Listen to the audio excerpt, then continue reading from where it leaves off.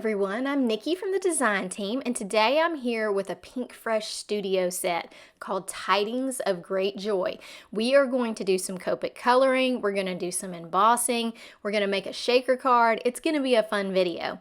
What we're using today is this Tidings of Great Joy from Pinkfresh. This has a lot of different options in the store. You can get stencils, you can get the dies to cut out the middle. Today we're just going to use the stamp set and the dies. We are going to start off with stamping this in a dark black ink. I'm using VersaFine Clair Nocturne. I love this black ink. It's a good one to emboss with, so we're going to use some clear embossing on this as well. And this just makes the cutest little card. It's such a great idea for the holidays coming up, and you can create a lot of cards, lots of different options with this set.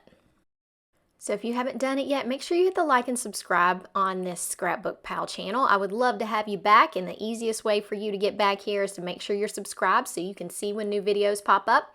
So once I've got this stamped as dark as I would like it, I'm going to go ahead and heat emboss it. Now, somehow in my video, I lost the fact that I did powder this whole panel before I started stamping, and you want to make sure you put some anti-static powder on the panel before you do any type of heat embossing, even if it's clear, because you're going to be coloring over these images and you don't want those little pieces of embossing in the way of your coloring. So just make sure you do that first. I will link the powder tool that I used, and then we're going to heat emboss this and start coloring.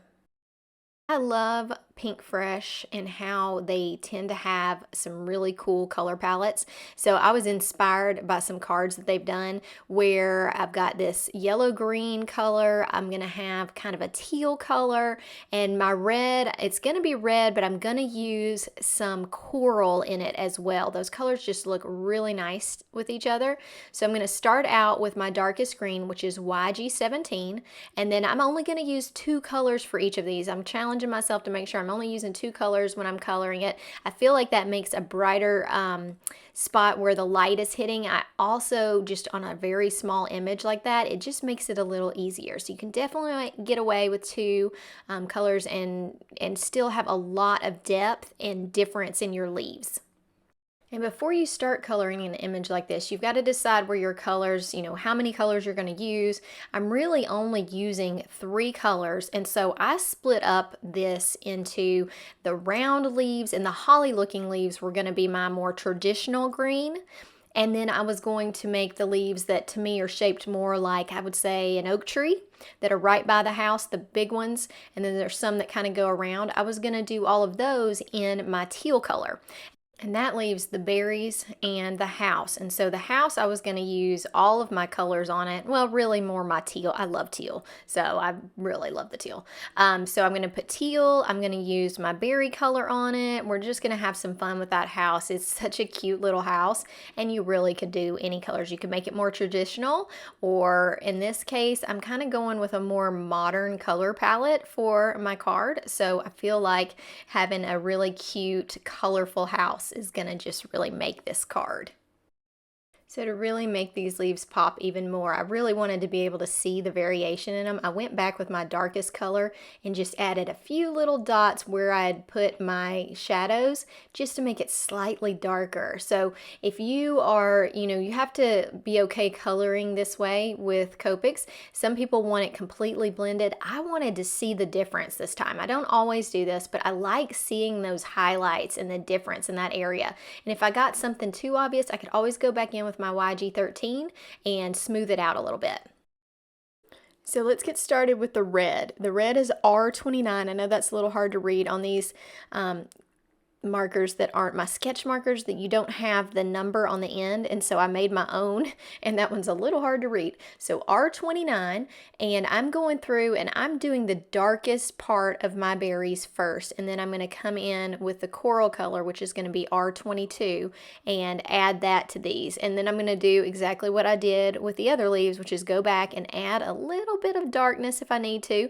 And these 2 colors, I mean, they're pretty far away, but I just love that it makes it it look like we've got light hitting this area. So when I decided on where my light was coming from, you could do things like just make it hit straight on in the center. But when I take photos, the light is a lot of times coming from my right, and so the shadow's on the left. So I just thought, well, I'll go with the left and see how that works. And while I have my red and my coral out, I decided that I would do red as the roof of the house and the door. My mom loves red doors, and I thought, ooh, that would look really good with a teal house. So I'm just going to add some dark to the roof in areas, like I said, that I feel like would be shadow. This is very difficult because it's a very small area. I'm sure you could get away with just coloring it solid. That would be fine.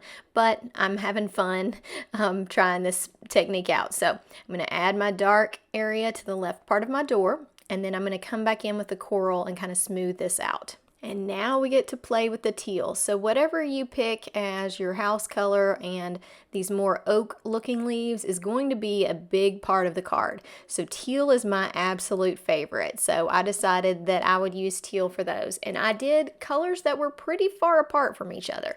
We're going to be using my dark color, which is BG49. And then I'm going to show you the other one that I'm going to use is BG23. So they're pretty far away from each other, but I just don't have a whole lot of BG colors. And so I didn't really have anything in between. And so I'm going to make it work. It looks good. I think I've really tried to create very dark shadows and lots of light. So I think those colors being further apart are going to work just fine.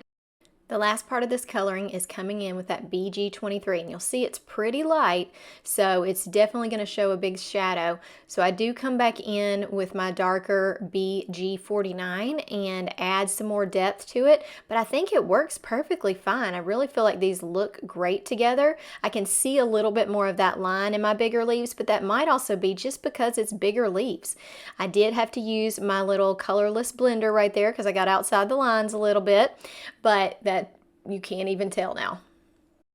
I'm going to zoom in a little bit more so that you can see the details of this coloring, and I did speed it up a little bit because I know that we've got a decent amount of this teal to color on this card, so I wanted to speed that up.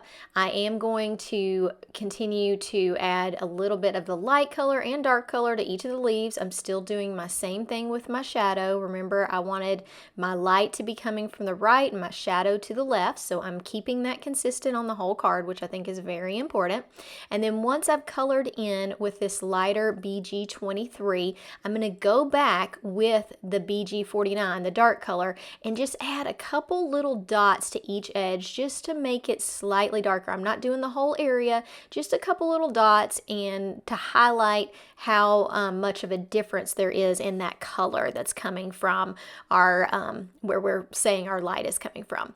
So for the house, I did my shadows the best that I knew on what I thought would be in the shadowed area from where our light is coming. I think I probably could have brought in some more dark in there, but I really like how it turned out, and I'm going to add some white details with a gel pen, which will kind of cover up if I've gotten too sharp with anything.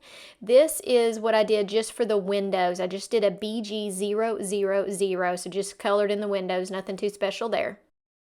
I'm going to do a couple things quickly so that I can show you the process for the shaker card. I'm using this Pinkfresh standalone stitches, which looks like a sweater, and I'm going to create that pattern on the background of what our shaker card is going to be. It's just going to give it that extra cute look. Okay, so the last part of this video, we're going to make a shaker card. If you've never done this before, I'm going to take you through it. It's very easy and it gives such a great impact. So we're going to start with our window. I'm using double-sided adhesive. You can use any type that you want. I would not use a liquid glue for this, but I'm just making sure that I'll be able to tape my piece of acetate to where there's not any gaps in it for little pieces that we put in, sequins or whatever we use. It won't fall out. So you want to tape all the way around where the window is, and you can, if you decide to use liquid glue, you just need to be careful to keep your glue far away from the clear window because you don't want liquid glue to seep into that window and make it not beautifully clear. I'm adding little pieces of double-sided adhesive into all the areas that jut out onto this window, and that's just to make sure that I've got everything perfectly sealed. So I'm going to undo this, and then we're going to add a piece of acetate. Acetate can be, some people will even recycle their packaging from stamps to use as their acetate window. You can use whatever you want, and a lot of times products come with acetate, and I will keep those pieces. This little piece I have cut to an A2 already. I still will probably need to trim it down just a little bit because I've cut this card front so that it can be mounted with a black piece. So once I've got this tape off, I'm going to stick the acetate down and just using some scissors to trim that window so it fits behind my front of my card. It doesn't have to be neat. You just need to get that little extra bit off.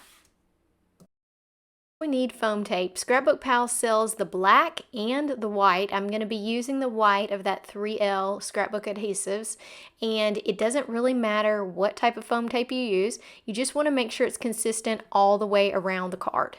And our goal right now is to surround this window so that we will be able to keep sequins and confetti and whatever we're putting on the inside of this from falling out. And so depending on what you're using, so I'm going to use just, I don't even know if I know the brand, but some flat sequin, like round sequin things. They're very skinny, but if you're using like big and clay embellishments, you could always go around and make this a thicker tape so you've got a bigger window. I'm using my EK powder tool. This is a great tool for doing what I just did, which is putting powder around the edges of the adhesive before you take the backing off. I always apply this liberally, and then I go back and I feel the inside of that adhesive with my finger and make sure I don't feel anything sticky. If I do, I'll reapply the powder. That's just to make sure those little sequin pieces don't stick to the side of your adhesive and move freely in the shaker card. So now we're going to put some sequins down. It is always best, and I know this seems a little bit weird, but it's much better to put the sequins on the background than inside the window, and I feel like you can line it up better that way, but that is definitely my preference. And now I'm going to line up this window over the top of my sequins instead of trying to keep the sequins from spilling and trying to line up your back piece without being able to see through the window. It's really nice to see through the front and line your pieces up. And remember, I told you I was going to add some white pen details. So I'm going to take a white gel pen and just add some details to these very small dots and lines just to really make this pop even more. It also helps if you felt like you didn't blend the way that you wanted to in a certain area. It kind of draws the attention away from that. So I tend to put mine in the darker areas, but you can put them on both sides of your little leaves if you want to. I'm going to try to zoom in so you can see them a little closer. So hopefully with this zoomed in, you can see the dots and the little marks that I'm making here. And it just, something extra. I just love the way it looks. I really love having those highlights there. I just think it makes extra excitement on the card. So I'm going to do this, and then I'm going to add the sentiment, which is the name of the stamp set, Tidings of Great Joy, and with it I stamped it in that VersaFine Nocturne and then did the clear heat embossing so it matched the rest of this card. So I lined up the sentiment. Like I said, this is stamped and heat embossed with clear, so it matches the rest of the card. I didn't use any liquid adhesive for that, just some double-sided adhesive so that I don't get any of that on my acetate window. Look at how beautiful this is. I just love it. I hope that all of you enjoyed this video. I really appreciate you being here. Make sure you hit the like and subscribe if you haven't done that yet. Everything that I use will be listed in the description, so make sure to check that out if you're interested in any of the products, and I hope to see you again soon. Have a great day. Bye.